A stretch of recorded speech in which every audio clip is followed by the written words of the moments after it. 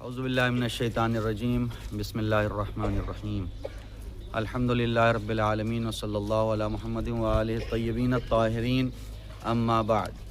شہر سامرہ میں ہم لوگ سامرہ کے باہر تقریباً 6 کلومیٹر کے فاصلے پر جس جگہ پہ ہیں، یہ سجن امام ہادی علیہ السلام، یعنی جس مقام پر 10ویں امام کو کئی سال تک زندان میں رکھا گیا، جیل میں رکھا گیا، وہ مقام ہے۔ اور اتنا دور صرف اس لیے رکھا جاتا تھا تاکہ پبلک سے کٹے رہیں اور پبلک جو بھی ان سے ملاقات کے لیے آئے۔ جیسے آپ نے دیکھا شہر الگ ہے اور یہ علاقہ الگ ہے، جتنے بھی لوگ ملاقات کے لیے آئیں سب تحت نظر رہیں، کون مل رہا ہے، کون بات کر رہا ہے۔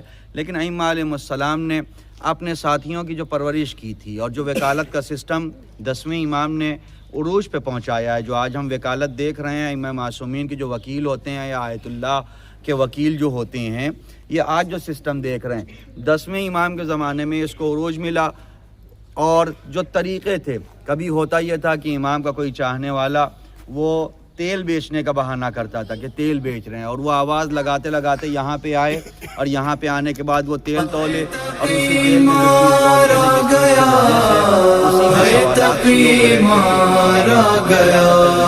یہ آ رہی ہے بقیہ سے فاطمہ کی صدا، عروج دیا اور اس شیعت کو بچایا۔ اس لیے کہ امام کی ایک اور ذمہ داری تھی 10ویں امام کی کہ اب پبلک کو تیار کرنا تھا غیبت کے لیے۔ اچانک سے اگر کوئی امام ہمارے درمیان سے غائب ہو جائے تو ہمیں لگے گا کہ یہ کیا ہو گیا، امام کا مطلب سامنے سے ہدایت کرنے والا۔ 10ویں امام نے اس وکالت کے ذریعے سے غیبت سے لوگوں کو تیار کیا کہ اگر کبھی تمہارا امام تمہارے سامنے نہ رہے تو پریشان نہ ہونا، ہمارے وکیلوں سے رابطہ قائم کرنا۔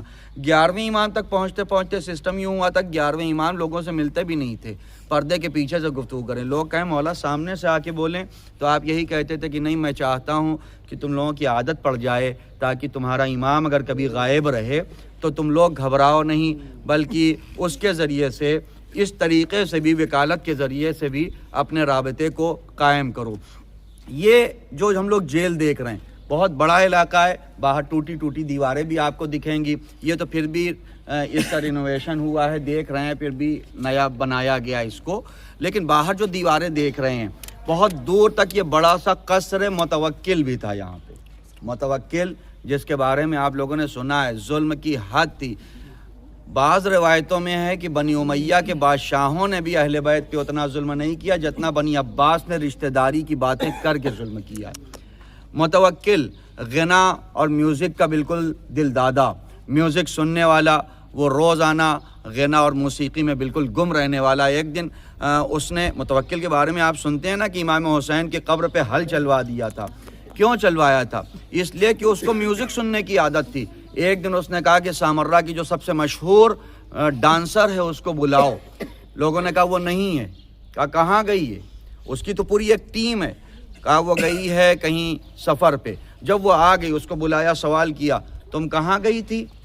انہوں نے کہا کہ ہم گئے تھے کہیں سفر پہ۔ کہا یہ تو حج کا زمانہ بھی نہیں ہے، کس سفر پہ تم گئی تھی؟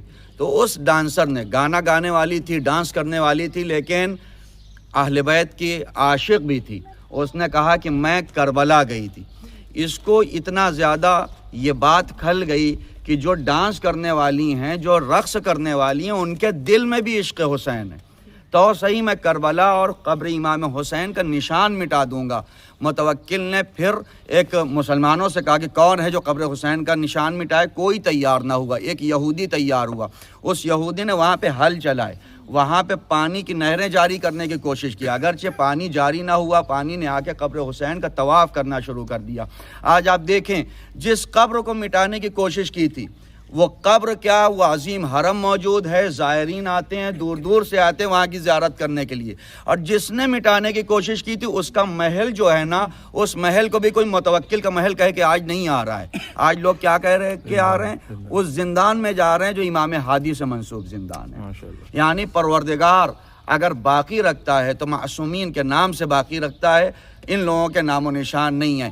یہ جگہ آئے ہیں، عبرت کی جگہ ہے، دنیا دیکھ لے کہ ظالمین کا خاتمہ کیسے ہوتا ہے اور ائمہ معصومین کی نشانیاں کیسے باقی رہتی ہیں۔ آپ دیکھیں کئی میٹر نیچے وہ زندان تھا، تاریک زندان، بالکل سیم ایسا نہیں تھا. تاریک زندان جہاں اندھیرا تھا, جہاں امام سے ملاقات کی اجازت نہیں تھی.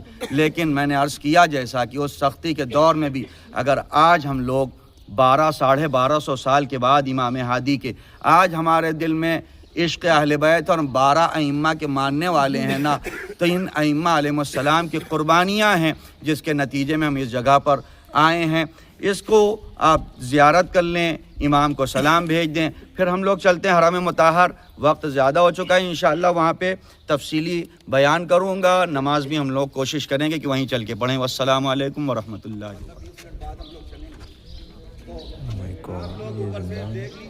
سنبھل کے دیکھ لیجیے.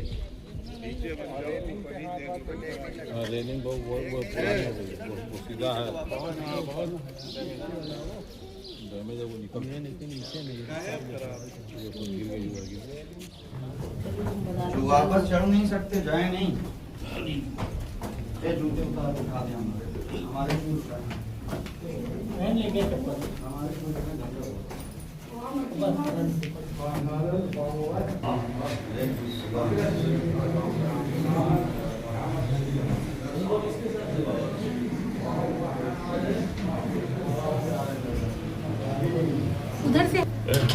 یہاں پہ ہم آپ کو دکھا رہے ہیں اصل جو زندان تھا. یہ یہاں پہ صورت بنی ہوئی ہے, یہ دیکھیے یہاں پہ جہاں لائٹ جل رہی ہے, یہ کتنا چھوٹا سا حصہ ہے. اس کے اندر امام کو مسجون کر دیا گیا تھا. یہ کتنا چھوٹا سا حصہ ہے. یہاں بھی نیچے کنواں ہے, وہ امام اس کنویں کے اندر. ہم لوگ کافی نیچے آ چکے ہیں, اس کے اندر بھی یہ کنواں ہے جہاں پہ امام کو کئی سال تک امام ہادی کو زندان میں رکھا گیا.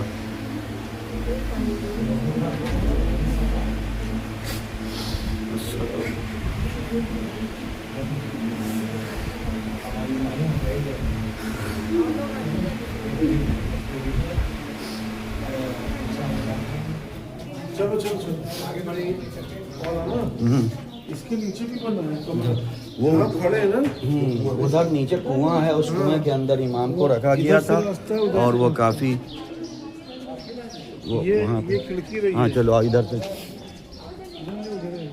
ادھر سے. شکریہ. یہ پورا سجن ہے. مولا کو ادھر جس کنویں میں رکھا گیا تھا وہ داخل ہے شروع میں, اور یہ پورا جیل ہے. جیل صرف ایک انسان کے لیے تو بنی نہیں تھی, اور بھی جو قید میں رہتے تھے ان سب کو الگ الگ بیرک میں رکھا جاتا تھا. ہاں اللہ اکبر. دیکھیے, یہ دیکھیے ادھر ایک سرنگ یہاں پہ ہے, ایسے ہی سب کو سرنگ میں ڈالا جاتا تھا.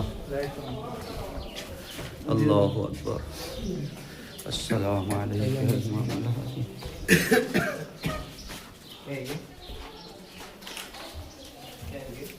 جیل ہے, جیل میں الگ الگ سزا یافتہ قیدیوں کو اللہ اکبر. ایمان. زوم کرو, زوم کرو. اللہ اکبر. جو ہے قیدیوں کو یہاں پہ رکھا جاتا تھا. یہاں پہ لکھا ہوا ہے عام جو قیدی تھے ان کو ان سب جگہ پہ رکھا جاتا تھا. یہ ساری جگہ دیکھ رہے ہیں, اور امام کو ایک کنویں میں ڈال دیا گیا.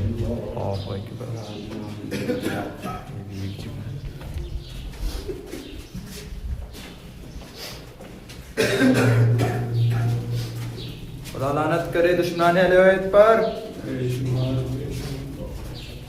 یہ دیکھیے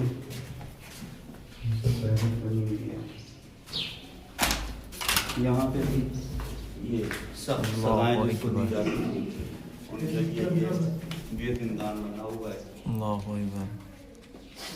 زندان ہے.